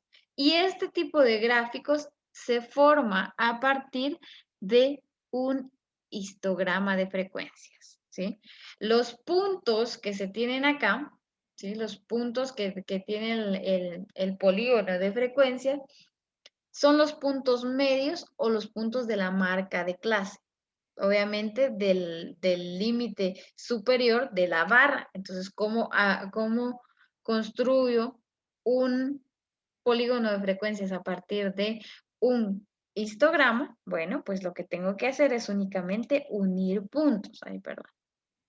¿Sí? Entonces, para que vayan viendo, como les digo, lo que se utiliza es el centro de cada barra. ¿Sí? Se utiliza el punto medio de la marca de clase. Entonces tenemos que identificar esos puntos medios. Y cuando ya tengamos identificado, lo que hay que hacer es que, empezando siempre desde cero, ir uniendo todos esos puntos. Y así es como yo voy formando mi polígono de frecuencias. ¿Sí? Entonces el polígono de frecuencias es específicamente para datos agrupados. ¿Ok? Acá pueden ser nuevamente frecuencias absolutas en el eje Y o pueden ser frecuencias relativas, ¿sí? Y de hecho en algunos casos utilizan porcentajes, que recuerden que la frecuencia relativa multiplicada por 100 les da a ustedes un porcentaje. Todos esos valores están relacionados entre ellos. Y la ojiva de Galton, que también hacían mención de ella, ¿verdad? En la clase anterior. Cuando ustedes realizan en este caso, un polígono de frecuencias, pero de las frecuencias acumuladas, lo que forman es una ojiva. A eso se le llama una ojiva. Es un gráfico, vean, en donde se utiliza las frecuencias acumuladas o frecuencias relativas acumuladas de mi base de datos. ¿Sí? Entonces, estas son muy prácticas para poder ver de forma simple la cantidad de números que está por debajo o por encima de cierto valor. Por ejemplo, y aquí se suele utilizar también, ¿verdad? Utilizan mucho la marca de clase, que recordemos es el valor promedio de una clase. Entonces, por ejemplo, acá yo tengo esta ojiva que es una ojiva del tipo menor que. Entonces, esta ojiva, ¿qué me permite ver?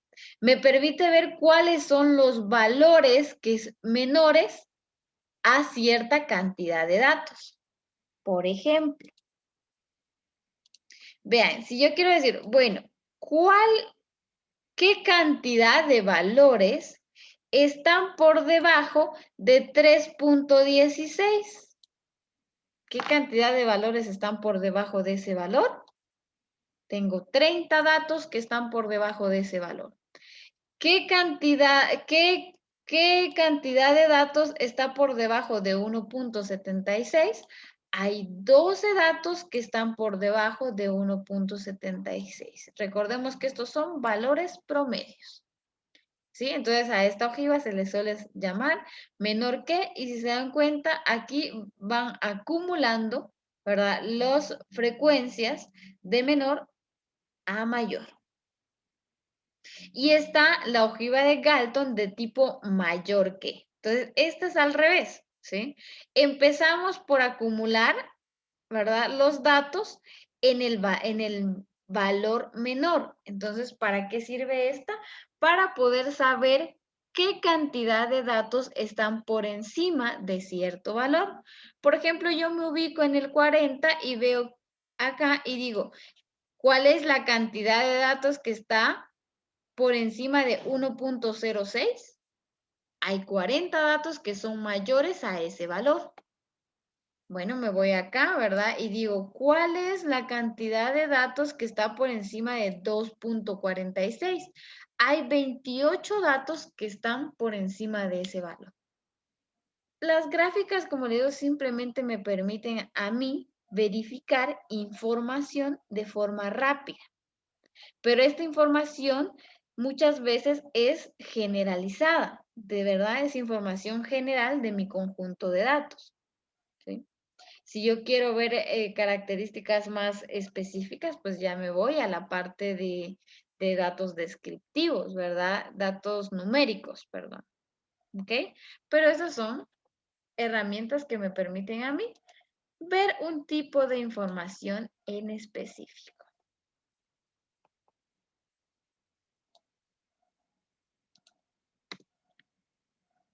Y ya vimos el diagrama de Boxplot, ¿verdad? No les voy a explicar mucho de ello porque ya lo habíamos visto con anterioridad.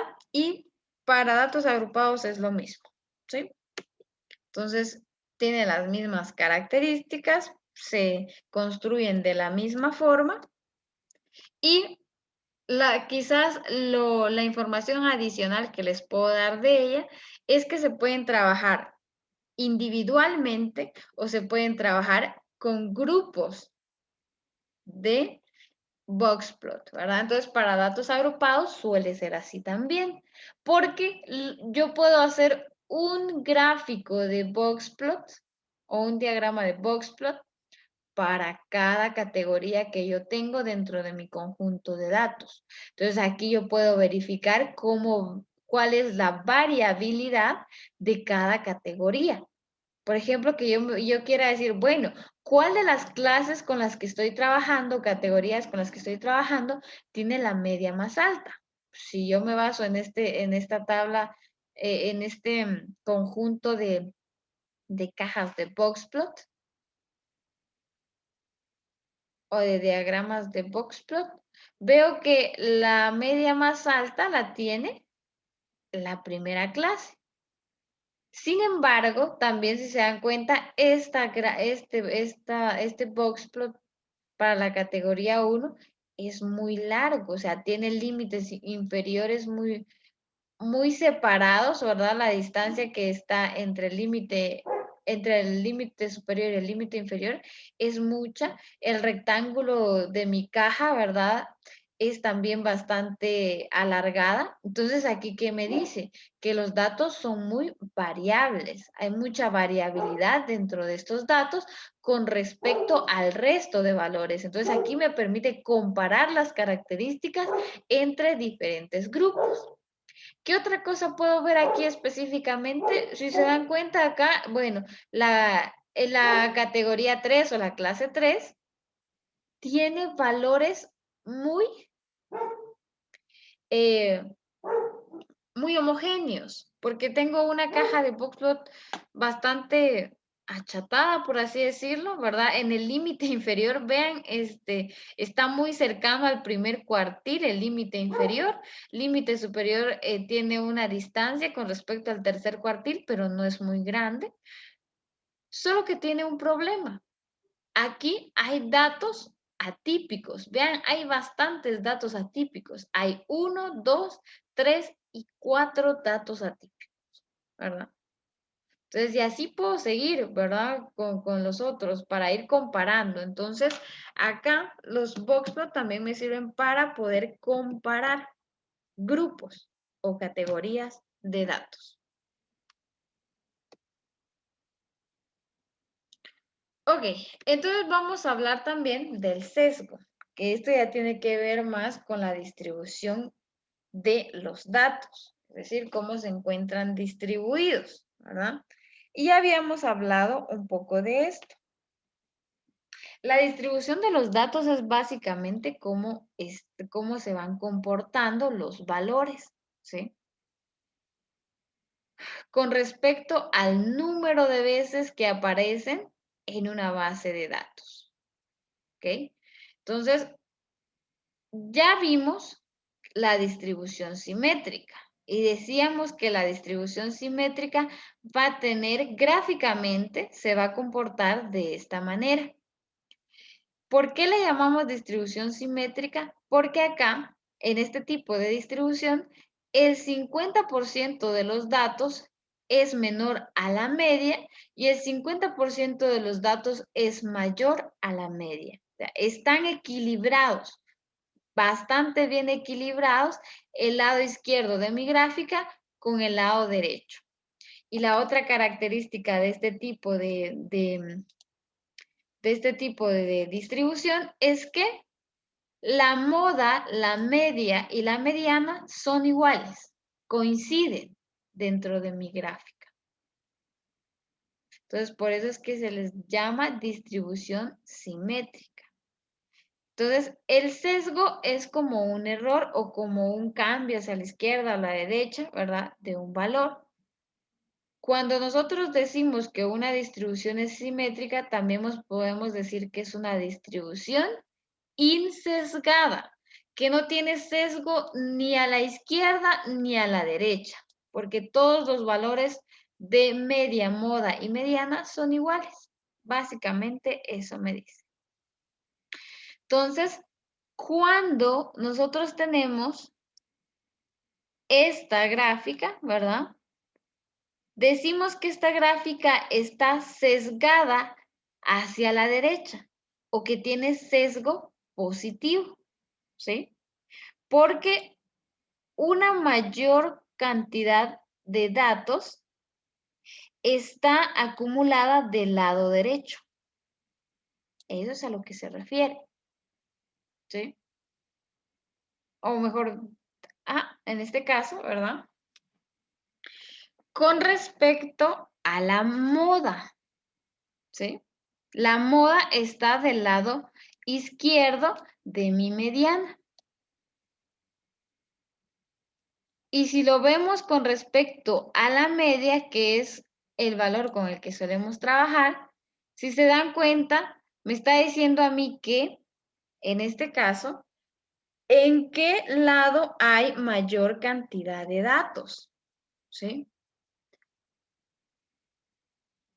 Hay una mayor cantidad de datos del lado izquierdo de la media que del lado derecho. Porque ¿quién me parte a mí los datos a la mitad? La mediana, ¿sí?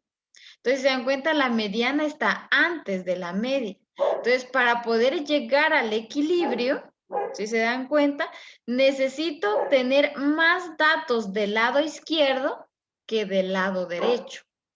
Eso me está diciendo a mí esta gráfica. ¿Okay? Entonces, se dan cuenta con todos los conceptos que hemos aprendido, yo solo con ver esta gráfica, con ver de qué lado están sus componentes, yo puedo dar información acerca del comportamiento de los datos, ¿verdad? Pero obviamente si yo no tengo los conceptos de media, moda, mediana, entonces, aunque yo tenga estos gráficos a la vista, pues no puedo sacar conclusiones a través de ellos, ¿verdad? Entonces, para eso sirve estudiar toda la parte de estadística descriptiva que me sirve a mí para interpretar este tipo de gráficos.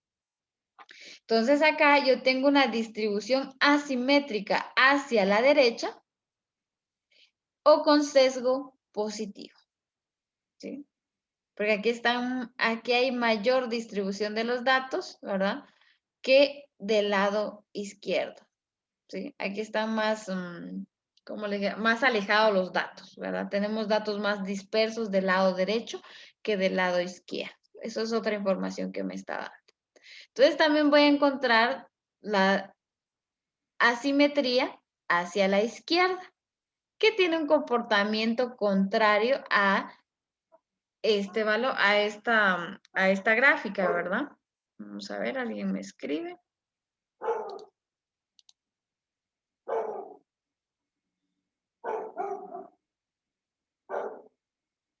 Sí, exactamente. Para la distribución asimétrica a la derecha, en este caso se da este comportamiento, que el valor de la media es mayor o es más grande que la mediana y que la moda, ¿sí? Eso es otra información que me están dando, ¿ok? Entonces, si se dan cuenta ahí, podemos obtener un montón de información, ¿verdad? Entonces, como les decía, para una distribución asimétrica hacia la izquierda o con sesgo negativo, es todo lo contrario. Me está diciendo a mí que la media, el valor de la media de ese conjunto de datos es menor al valor de la mediana y al valor de la moda. Por lo tanto, el sesgo está dado hacia la izquierda. Me está diciendo a mí entonces que yo tengo una mayor cantidad de datos del lado derecho, ¿verdad? O tengo que tener una mayor cantidad de datos del lado derecho de la mediana para lograr un equilibrio entre los datos, porque recordemos que eso es la mediana, ¿verdad? La mediana lo que hace es que se logra un equilibrio y entonces obviamente ese es nuestro dato para poder representar a una población o a una muestra, ¿sí? Entonces, en este tipo de distribuciones, como bien decía Elisa, acá ocurre lo contrario, ¿verdad? Acá la media es menor a la mediana y a la moda, ¿ok? Entonces, esto es lo que pasa. Ya en términos muy generales y para ver con qué metodología voy a trabajar.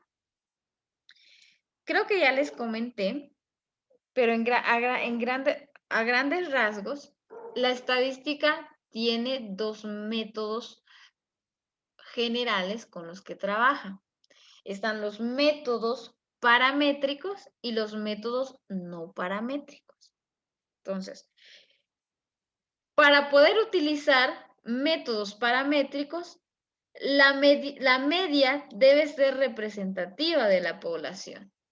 Y cuando la media es un valor que representa bien a la información, cuando mi distribución es simétrica. Y justamente la estadística paramétrica trabaja con distribuciones simétricas.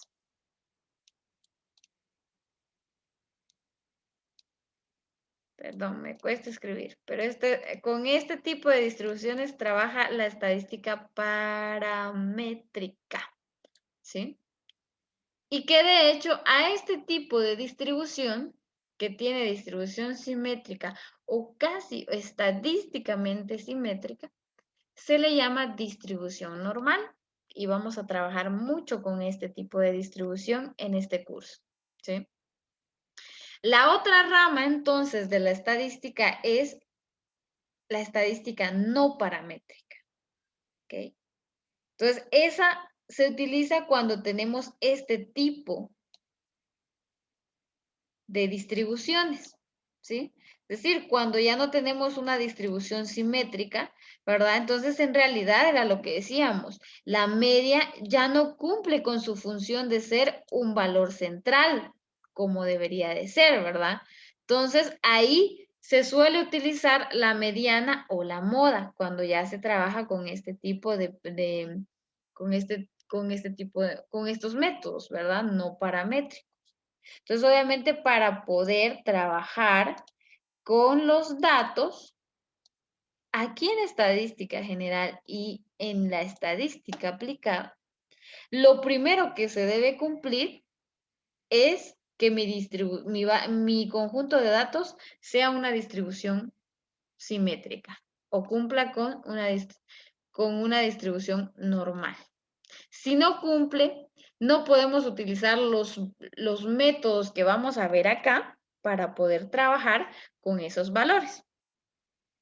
Aunque también se han utilizado, se han estudiado teorías, ¿verdad? Que permitieron, en este caso, porque ya están, permitieron la construcción de métodos, ¿verdad?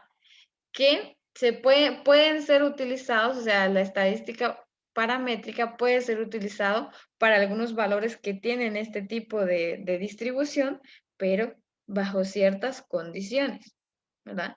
Y vamos a verlo más adelante que una de las teorías que nos permiten a nosotros utilizar o trabajar métodos paramétricos para datos que no siguen una distribución normal es la teoría central del límite o teoría del límite central, que eso lo vamos a detallar más adelante, ¿verdad? Pero entonces, para poder utilizar estadística paramétrica con este tipo de datos, primero hay que transformar estos datos a una distribución normal, ¿sí? Y ya vamos a ver cuáles son cuál es el procedimiento para poder lograr esa situación, ¿verdad? Para poder lograr esa transformación de los datos. Entonces, vamos a ver acá, ¿verdad? Obviamente el coeficiente de asimetría, que ya es un valor numérico para ver hacia dónde va el sesgo de una distribución. Yo les voy a dar aquí, en términos generales, ¿verdad? Diferentes fórmulas. Hay diferentes fórmulas que se utilizan. Yo lo que quiero es que se entienda el concepto y que puedan ustedes interpretar los valores que me da esa fórmula. No me interesa tanto a mí que ustedes aprendan la fórmula, sino me interesa que ustedes sepan interpretar el valor que les da esa fórmula. ¿Ok? Entonces vamos a empezar con el coeficiente de asimetría de Pearson. ¿Ok? Entonces dice, pues básicamente tiene este nombre porque la persona que hizo este procedimiento o esa fórmula, que construyó la fórmula, es Carl Pearson. Él propuso este tipo de distribuciones, ahora con forma de campana, dice unimodales, que quiere decir que solo tienen un valor modal, ¿sí? Y moderadamente asimétricas, dice el coeficiente definido como coeficiente de asimetría igual a la media, que es igual a la mediana, dividido la desviación estándar, ¿sí? Entonces, en este caso, él trabaja más con la parte de valores, o mejor dicho, distribuciones normales o distribuciones simétricas, ¿sí? En donde supone que la media y la moda son iguales, ¿ok? Entonces dice acá, como en una distribución con forma de campana, es decir, una distribución simétrica, que ya hablamos, decíamos que la media, la moda y la mediana son iguales. Dice, si la distribución es asimétrica positiva, X se desplaza a la derecha de la moda. Y por lo tanto, la media menos la moda va a ser mayor a 0. Entonces, él se basa en este criterio para poder construir o poder determinar el coeficiente de asimetría, ¿sí? por la posición de la media, la moda, la posición de la media, de la mediana y de la moda con respecto a la media, ¿sí? Entonces, basado en esto, se construye construye la fórmula en la que ustedes vean. Pueden utilizar la media o la mediana o la moda, indistintamente. Cualquiera de los dos les debería dar, obviamente, no el mismo valor del coeficiente, pero sí llegan a la misma conclusión. Entonces, como les digo, no me interesa tanto que se aprendan las fórmulas, sino que se aprendan a interpretar los resultados, ¿ok? Entonces dice acá, si el valor de mi coeficiente de asimetría es igual a 0, decimos que la distribución es simétrica. Si el coeficiente de asimetría es mayor a 0, es decir, un valor positivo, entonces tenemos asimetría positiva. Y si el coeficiente de asimetría es menor a 0, la distribución es asimétrica negativa. Entonces, numéricamente ustedes pueden saber si hay asimetría hacia la izquierda, hacia la derecha o que no hay sesgo, ¿verdad? Obviamente, también necesito aclarar que esto, cuando trabajamos con una muestra, les puede dar valores, por ejemplo, valores pequeños de 0.01, 0.2. Si somos muy rigurosos, van a ver que casi todas las distribuciones que nosotros, o casi todos los conjuntos de valores, van a tender a tener ya sea una asimetría positiva o una asimetría negativa. Sin embargo, este tipo de coeficientes realmente tiene que pasar por una prueba de hipótesis para saber si estadísticamente este valor es 0 o diferente de 0. Obviamente eso lo vamos a ver más adelante, ¿verdad? Entonces, por eso vamos a trabajar únicamente con el conjunto de datos que tenemos ahorita, porque estamos en estadística descriptiva. Pero es importante que ustedes sepan eso, ¿verdad? Porque si no es muy fácil llegar a esa conclusión. Aquí, entonces no hay casi ningún conjunto de datos va a cumplir con esa condición, porque es muy difícil que estos valores sean exactamente los mismos, ¿sí?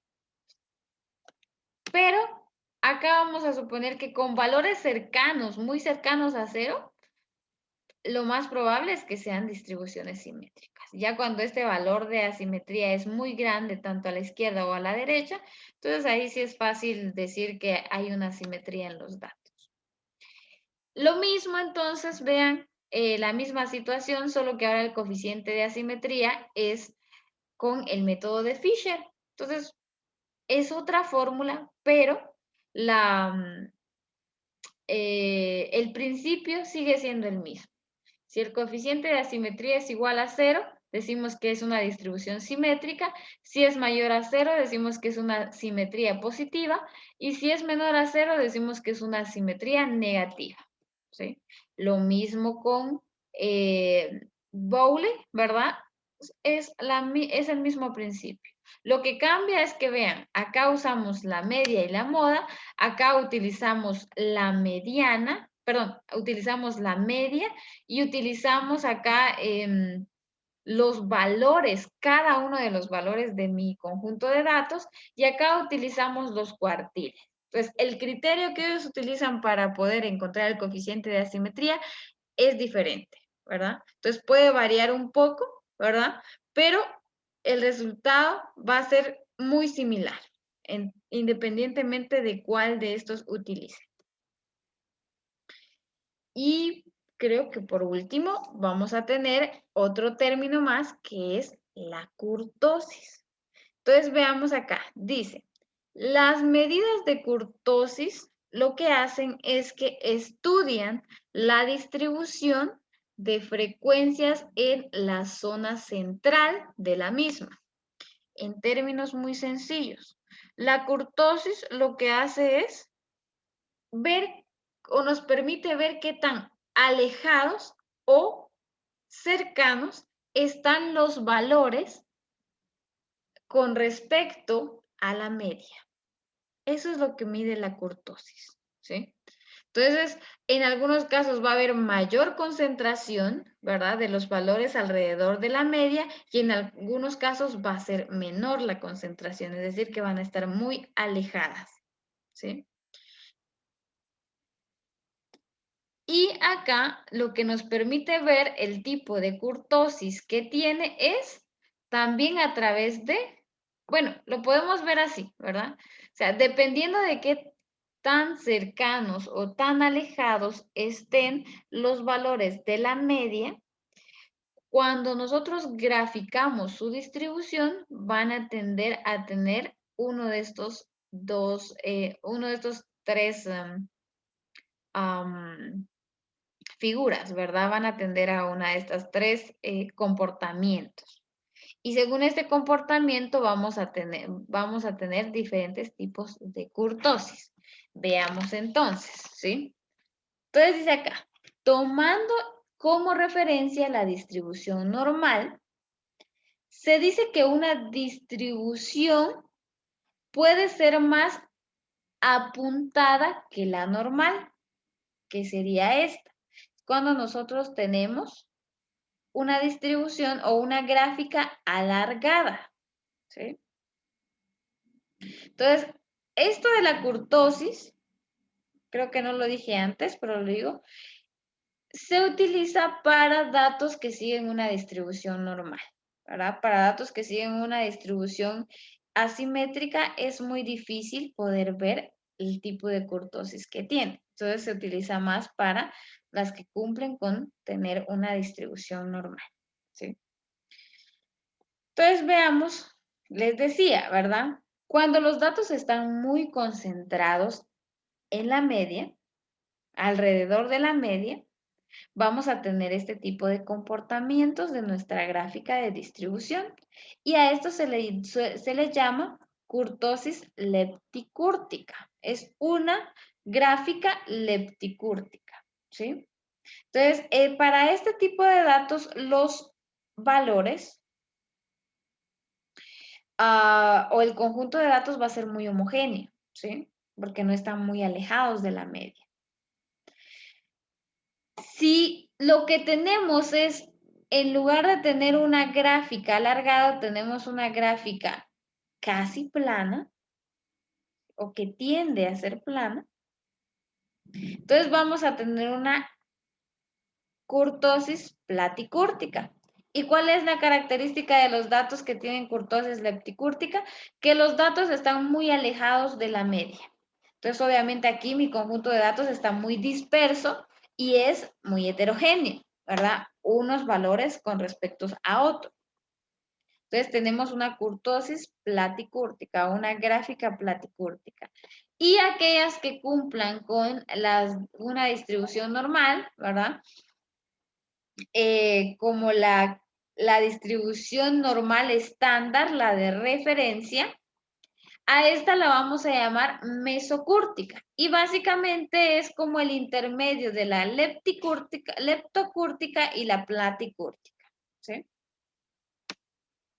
Entonces también hay un coeficiente de kurtosis, es decir, que a través de un dato numérico yo puedo saber si mis datos tienen kurtosis lepticúrtica, mesocúrtica y platicúrtica. Nuevamente, no me interesa que ustedes se aprendan esta fórmula, me interesa que interpreten. Entonces, aquí está la interpretación de ese coeficiente de kurtosis. Vamos a decir que una distribución tiene kurtosis o un conjunto de datos tiene kurtosis mesocúrtica cuando el coeficiente de kurtosis sea 0 o muy cercano a 0. Voy a decir que es leptocúrtica cuando el coeficiente de kurtosis sea mayor a 0, es decir, un número positivo. Y va a ser platicúrtica cuando mi coeficiente de kurtosis sea menor a 0, es decir, un número negativo, ¿sí? Eso es lo que me interesa a mí, que por ejemplo yo les digo, bueno, este conjunto de datos tiene un coeficiente de kurtosis de 0.5. ¿Qué tipo de kurtosis tiene? La pregunta es para ustedes. Si tengo un coeficiente de curvatura, Leptocúrtica. es leptocúrtica, exactamente, porque tengo un valor mayor a 0. ¿Y si es menos 1.5? Platicúrtica. Platicúrtica. Y si tuvieran ustedes un valor que es 0.01. El coeficiente, Leptocúrtica. Leptocúrtica. ¿ok?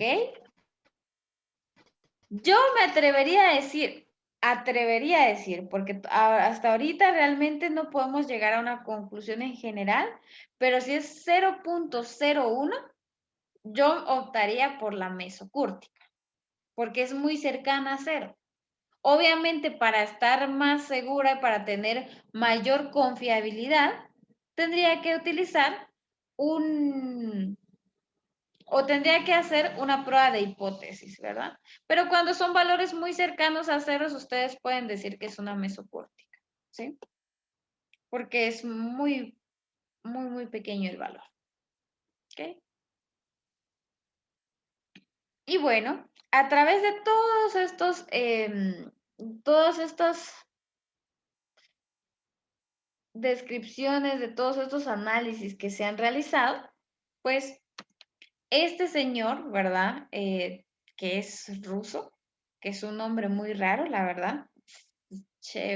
No sé, lo he buscado, pero hoy sí no se los busqué, ¿verdad? El nombre, pero es ruso, que lleva, entonces hay un teorema que a través de todo este análisis, de toda esta investigación, llegó a ciertas conclusiones generales, ¿verdad?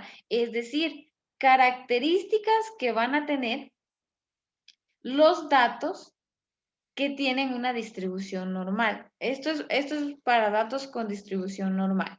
Entonces, independientemente de si los valores son grandes y los valores son pequeños, él llegó a la conclusión, ¿verdad? De que no importa qué valores sean, los datos van a seguir ciertas características, siempre, ¿verdad? Entonces dice él acá, que el teorema establecido por este matemático indica que no importando qué forma tenga la distribución de los datos, es decir, ya sea que sea leptocúrtica, mesocúrtica, platicúrtica, en general van a tener el comportamiento siguiente. Aproximadamente el 68% de la población o de los valores de la población va a estar dentro de más o menos una desviación estándar.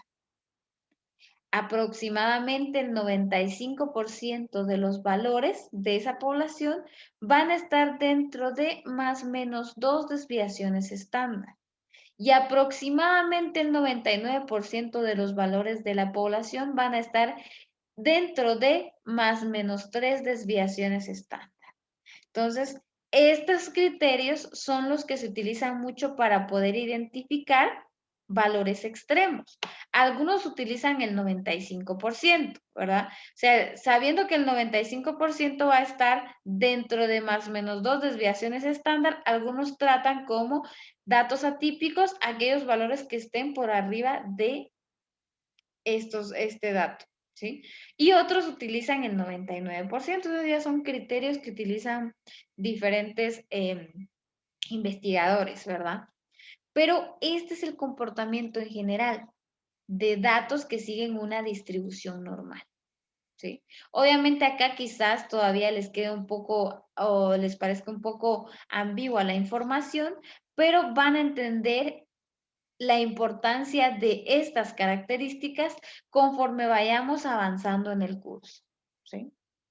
Y obviamente hago referencia a este teorema porque vamos a trabajar mucho con él. Y como les dije, de ahora en adelante nosotros vamos a trabajar con métodos paramétricos, ¿verdad? Porque esos son los métodos cuantitativos. Y son con los que trabajamos acá en el curso, ¿verdad? Tanto de estadística general como de estadística aplicada. Obviamente hay métodos no paramétricos, pero pues por cuestiones de acá de currículo, ¿verdad? Del programa curricular, entonces no se pueden ver, ¿sí? Y ese sería mi aporte el día de hoy. ¿verdad? Como les digo, quería llegar hasta este punto, terminar la parte de estadística descriptiva, ¿verdad? Tanto numérica como gráfica,